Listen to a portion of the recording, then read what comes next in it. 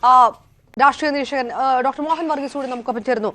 Shri Mohan Varghese, India കനത്ത ജാഗ്രതയിലേക്ക് നീങ്ങുന്നു എന്നുള്ള തരത്തിലുള്ള റിപ്പോർട്ടുകൾ വന്നുകൊണ്ടിരിക്കുന്നു.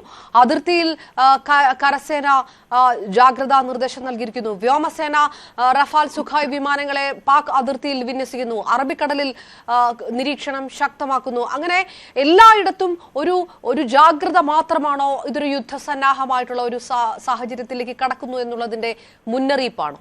എങ്ങനെയാണ് നമ്മൾ കണക്കാക്കുക? അപർണ, തീർച്ചയായും ജാഗ്രത, അതീവ ജാഗ്രതയാണ് രാജ്യമെമ്പാടും, പ്രത്യേകിച്ച് അതിർത്തി മേഖലകളിൽ. സുഖോയ് MK-30 യുദ്ധവിമാനങ്ങൾ, അതുപോലെ റഫാൽ യുദ്ധവിമാനങ്ങൾ, ഇതിന്റെ സ്ക്വാഡ്രനുകൾ അതിർത്തിയിൽ വിന്യസിച്ചു കഴിഞ്ഞു. മധ്യമേഖലയിൽ കഴിഞ്ഞ ദിവസം ഒരു സേനാ അഭ്യാസം ഉണ്ടായിരുന്നു എന്നത് ഒരു എയർ സുപ്പീരിയോറിറ്റി ഭാരതത്തിനുണ്ട് എന്ന രീതിയിലുള്ള ഫ്ലെക്സിംഗ് മസിൽസായി നമുക്ക് കരുതാവുന്നതാണ്. ഒരു സർവ്വസജ്ജമാണ്, ഒരു ഏറിയൽ സോഫ്റ്റീസിന് ഭാരതത്തിന്റെ വ്യോമസേന സജ്ജമാണ് എന്നതിന്റെ വ്യക്തമായ സൂചനയാണത്. അതേസമയം തന്നെ കടലുകളിൽ ഭാരതത്തിന്റെ നാവിക സാന്നിധ്യം വർദ്ധിക്കുകയാണ്. പ്രത്യേകിച്ച് അറബിക്കടലിൽ പാകിസ്ഥാനോട് ചേർന്ന കറാച്ചി മേഖലയിലുള്ള ഭാരതത്തിന്റെ നാവിക സാന്നിധ്യം വർദ്ധിക്കുകയാണ്. INS വിക്രാന്ത് കഴിഞ്ഞ ദിവസം ഉൾക്കടലിലേക്ക് നീങ്ങുന്നു. അത് വിമാന വാഹിനി കപ്പലാണ്, ഇന്ത്യയുടെ അഭിമാനമാണ്. ഇന്ത്യയുടെ പ്രദേശമായി തന്നെ കരുതാവുന്ന ഒരു മൂവിംഗ് ഒരു ലാൻഡാണ്, ലാൻഡ് ബേസ് എന്ന് പറയാവുന്ന വിമാനവാഹിനി കപ്പൽ സജ്ജമായി കഴിഞ്ഞിരിക്കുന്നു. അതുപോലെ കഴിഞ്ഞ ദിവസം സൂററ്റ്, INS സൂററ്റിൽ നിന്നും സർഫസ് ടു എയർ മിസൈൽ, അതായത് കപ്പലിൽ നിന്നുകൊണ്ട് ആകാശത്തേക്ക് തൊടുക്കാവുന്ന സർഫസ് ടു എയർ സാം മിസൈലുകൾ കഴിഞ്ഞ ദിവസം പരീക്ഷിച്ചു. അത് ഏതാണ്ട് 70 കിലോമീറ്റർ ഷോർട്ട് റേഞ്ച് ആണ്. അതായത് കറാച്ചി പട്ടണം ഉൾപ്പെടെ ആക്രമണ വിധേയമാക്കാൻ, കടലിൽ നിന്നും നേരിട്ട് ആക്രമിക്കാനുള്ള പാകിസ്ഥാന്റെ തീരമേഖലകൾ അവർക്ക് ജാഗ്രതാ നിർദ്ദേശമാണ് അവിടെ ലഭിക്കുന്നത്.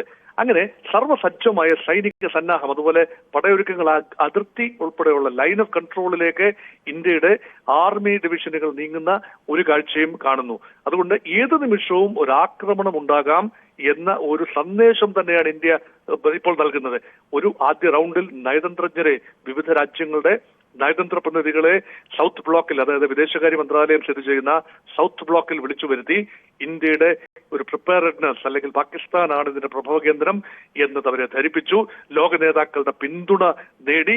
അതിനുശേഷം ഈ ഭീകരന്മാരുടെ രേഖാചിത്രം പുറത്തുവിട്ടുകൊണ്ട് വ്യക്തമായി ഇവരിൽ രണ്ടുപേർ, അലിഭായ് എന്ന് പറയുന്ന തൽഹ ഭായ് പാകിസ്ഥാൻ പൗരനാണ് എന്ന വിവരം, ഹഷിം മൂസ എന്ന് പറയുന്ന സുലൈമാൻ അദ്ദേഹവും പാകിസ്ഥാൻ പൗരനാണ് എന്ന വിവരം, ആദിൽ ഹുസൈൻ അനന്തനാഗ് സ്വദേശിയാണ്, അദ്ദേഹം ഇന്ത്യൻ പൗരനാണ്, അദ്ദേഹത്തിനെ കുറിച്ചുള്ള വിവരങ്ങൾ, അഫ്സാൻ പുൽവാമ സ്വദേശിയായ ഇന്ത്യക്കാരനാണ്. ഇവര് പാകിസ്ഥാനിൽ പോയതിന്റെ രേഖകൾ, പാകിസ്ഥാനിൽ തീവ്രവാദ പരിശീലനം ലഭിച്ചത്, തിരിച്ചെത്തിയത്, ആ ട്രാക്ക് ചെയ്ത കാര്യങ്ങൾ ഇന്ത്യയുടെ ഫയൽസിൽ ഭദ്രമായിട്ടുണ്ട്. ഷെയർ ചെയ്യാവുന്ന ഇന്റലിജൻസ് വിവരങ്ങൾ ഇന്ത്യ വിദേശ രാജ്യങ്ങൾക്ക് അവരുടെ രഹസ്യാന്വേഷണ വിഭാഗങ്ങളുമായി ഷെയർ ചെയ്തിട്ടുമുണ്ട്, ഷെയർ ചെയ്യാവുന്നവ. ഇതെല്ലാം തന്നെ ഒരുക്കങ്ങളുടെ കൂട്ടത്തിൽ വരുന്നതാണ്. അതിനോടൊപ്പം തന്നെയാണ് ഇപ്പോൾ ചേർത്ത് വായിക്കേണ്ട കാര്യമാണ് പടയൊരുക്കം, ഭൗതികമായ പടയൊരുക്കം. അതിർത്തിക്കപ്പുറത്ത് പാകിസ്ഥാനിലും സമാനമായ പടയൊരുക്കം നടക്കുന്നതായി സൂചനയുണ്ട്. പാകിസ്ഥാൻ ജനറൽ അസിം മുനീർ വലിയ ഒരു പ്രതിസന്ധിയിലാണിപ്പോൾ. പാകിസ്ഥാൻ സൈന്യത്തിന്റെ control over the civilian population വളരെ കുറവുള്ളൊരു കാലഘട്ടമാണ്.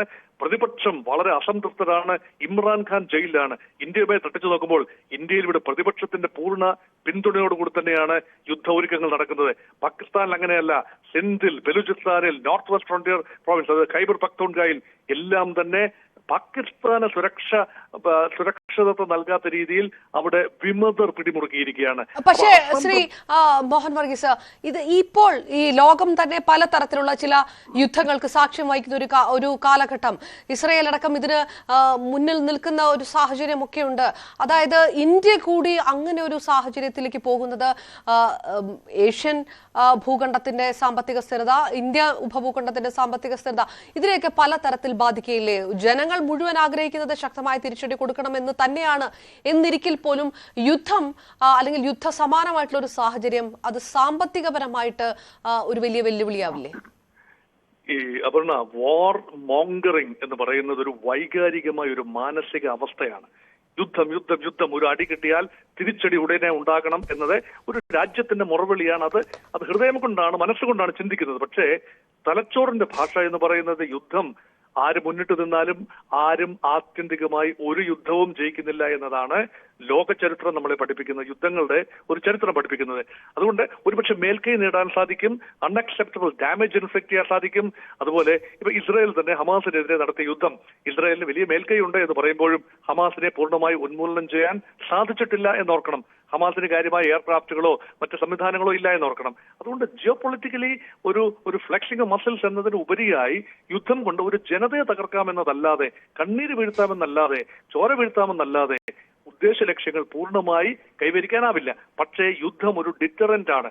ഒരു ആക്രമണം അല്ലെങ്കിൽ സർജിക്കൽ സ്ട്രൈക്ക് എന്ന് പറയുന്നത് ഭാവിയിൽ നടക്കാൻ സാധ്യതയുള്ള സോഫ്റ്റ് ടാർഗറ്റിനെതിരെ നടക്കാൻ സാധ്യതയുള്ള പോരാട്ടങ്ങളുടെ അല്ലെങ്കിൽ ആക്രമണങ്ങളുടെ ഒരു തോത് കുറച്ചുകൊണ്ടുവരാൻ, തൊട്ടാൽ കൈ പൊള്ളും എന്ന ഒരു സൂചനയാണ് യഥാർത്ഥത്തിൽ ഈ സർജിക്കൽ സ്ട്രൈക്ക് പോലെയുള്ള കാര്യങ്ങൾ. അതുകൊണ്ട് അതിർത്തിയിലെ പട ഒരുക്കങ്ങളും വിന്യാസങ്ങളും എല്ലാം സൂചിപ്പിക്കുന്നത് മധ്യപൗരസ്യ പ്രദേശത്തും ഇന്ത്യയിൽ ഉൾപ്പെടെ വരുന്നത് ഏഷ്യ ഭൂഖണ്ഡമാകെ തന്നെ ഒരു കലാപകലുഷിതമായ അന്തരീക്ഷത്തിലേക്ക് വരികയാണ്. ഇവിടെ ഇന്ത്യയും പാകിസ്ഥാനും ന്യൂക്ലിയർ പവേഴ്സ് ആണെന്ന് ഓർക്കണം.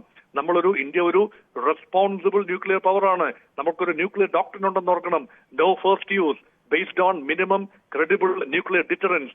ആ ഒരു തത്വമുണ്ട്. നമ്മളെ ആണവമായി ആക്രമിക്കാതെ നമ്മൾ തിരിച്ചാണവമായി ആക്രമിക്കില്ല. അതുപോലെ ആണവ ആയുധങ്ങൾ ഇല്ലാത്ത ഒരു രാജ്യത്തിന് നേരെ നമ്മൾ ഏകപക്ഷീയമായി ആക്രമണം നടത്തില്ല. അതുകൊണ്ട് റെസ്പോൺസിബിളായി ഒരു നയം രൂപീകരിച്ച് ആണവായുധങ്ങൾ കൈവശമുള്ള രാജ്യമാണ് ഇന്ത്യ. പക്ഷെ പാകിസ്ഥാന്റെ കാര്യത്തിൽ അങ്ങനെ ഒരു ഉറപ്പ് പറയാനാവില്ല. അവർക്ക് ആ രീതിയിലുള്ള ഒരു ന്യൂക്ലിയർ ഡോക്ട്രിൻ ഇല്ല എന്നോർക്കണം. അതുകൊണ്ട് ഒരു കൺവെൻഷണൽ വാർഫെയറിൽ ഇന്ത്യക്ക് ഒരു അഡ്വാൻറ്റേജ് ഉണ്ടാകും. ആ രീതിയിൽ തന്നെയാണ് സേനാ വിന്യാസം നടക്കുന്നത്. പക്ഷെ പാകിസ്ഥാൻ ഉള്ളിൽ ഒരു യുദ്ധം ഉണ്ടാകേണ്ടത് ഒരുപക്ഷെ പാകിസ്ഥാൻ ജനറലിന്റെ, പ്രത്യേകിച്ച് അസിം മുനീറിന്റെ വ്യക്തിപരമായ ആവശ്യം കൂടിയാണ്. കാരണം അദ്ദേഹത്തിന് നിലനിൽപ്പുണ്ടാകണമെങ്കിൽ ഒരു സൈനിക ജനറലിൽ നിന്നും ആ സൈനിക സംവിധാനം, അതാണ് അവിടുത്തെ എലീറ്റ് ഫോഴ്സ്, പ്രതീക്ഷിക്കുന്നത് ഒരു മേൽക്കോയ്മയാണ്. പൊളിറ്റിക്കൽ അതോറിറ്റീസിന്റെ മേലുള്ള മേൽക്കോയ്മയാണ്. സൈന്യം, ഇന്റലിജൻസ് ഏജൻസിയായ ISI, തീവ്രവാദികൾ, ഇതെല്ലാം ചേർന്ന ഒരു നെക്സസ് ആണ്.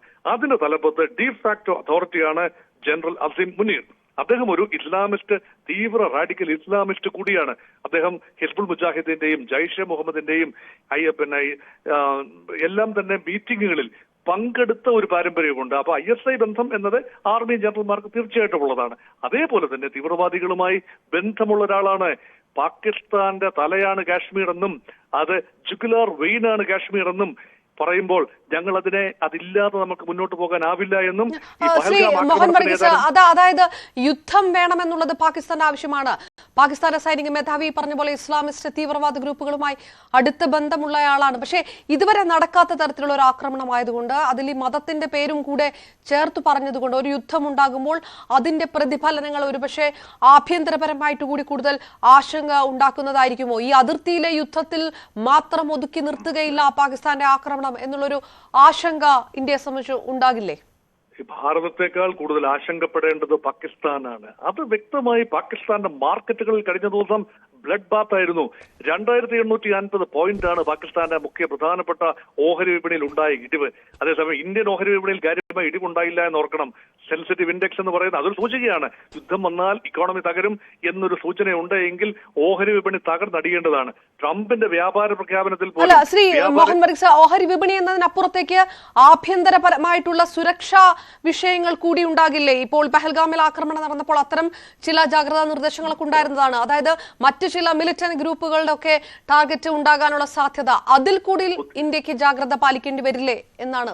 അത് വേണ്ടിവരും. അപർണ, പുതിയ മിലിറ്റന്റ് ഗ്രൂപ്പുകൾ, പുതിയ പേരുകളുള്ള, പുതിയ നേതൃത്വമുള്ള, അറിയപ്പെടാത്ത ഫേസുകളുള്ള പുതിയ പുതിയ പുതിയ മിലിറ്റന്റ് ഔട്ട്ഫിറ്റുകൾ കാശ്മീരിൽ വളർന്നു വരുന്നു. അതിന് പിന്നിൽ ISI ആണ്. അതിന് പിന്നിൽ പാകിസ്ഥാനിലെ ലഷ്കർ ഇ തൊയ്ബ തന്നെയാണ്. കാരണം അവർക്ക് നേരിട്ട് ലഷ്കറിന്റെ നേതാക്കളെ എല്ലാം നമുക്ക് നന്നായിട്ട് അറിയാം.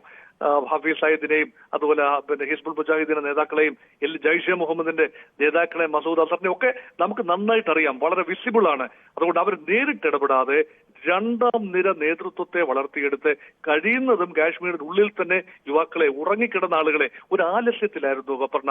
കഴിഞ്ഞ 5 വർഷം കാശ്മീർ ഒരു സുഖകരമായ ആലസ്യത്തിലായിരുന്നു. അതിനർത്ഥം കാര്യമായ സ്ഫോടനങ്ങളില്ല, ദൈനംദിനം നടന്നിരുന്ന വെടിവെപ്പുകളില്ല, വിനോദസഞ്ചാരികൾ ഏറെ എത്തുന്നു, വളരെ സമാധാനപരമായ ഒരു അന്തരീക്ഷം. പൊതുവെ ഏതാനും ചെറിയ ആക്രമണങ്ങൾ ഉണ്ടായി. കാരണം ഈ പറയുന്ന TRF എന്ന് പറയുന്ന സംഘടന കഴിഞ്ഞ ഒരു 5 വർഷത്തിനുള്ളിൽ നടത്തിയത് 10ഓളം ആക്രമണങ്ങൾ, വിവിധങ്ങളായ ആക്രമണങ്ങൾ നടന്നു. ഈ തോതിലുള്ളത് ആദ്യമായിട്ടാണ് എങ്കിൽ പോലും ഏതാനും പേരെ വധിക്കാൻ അവർക്ക് കഴിഞ്ഞിട്ടുണ്ട്. പക്ഷേ അത് വ്യാപകമായിരുന്നില്ല എന്നതാണ്. അതുകൊണ്ട് സ്ലീപ്പർ സെല്ലുകൾ അപ്പോഴും ഉണ്ടായിരുന്നു എന്ന് കരുതണം. ഈ സ്ലീപ്പർ സെല്ലുകളെ നിദ്ര വിട്ട് ഉണർന്ന് സജീവമാകാൻ ഒരു അന്തരീക്ഷം സൃഷ്ടിക്കുക, അതിനൊരു കമ്മ്യൂണൽ അന്തരീക്ഷം ഇവിടെ സൃഷ്ടിക്കുക.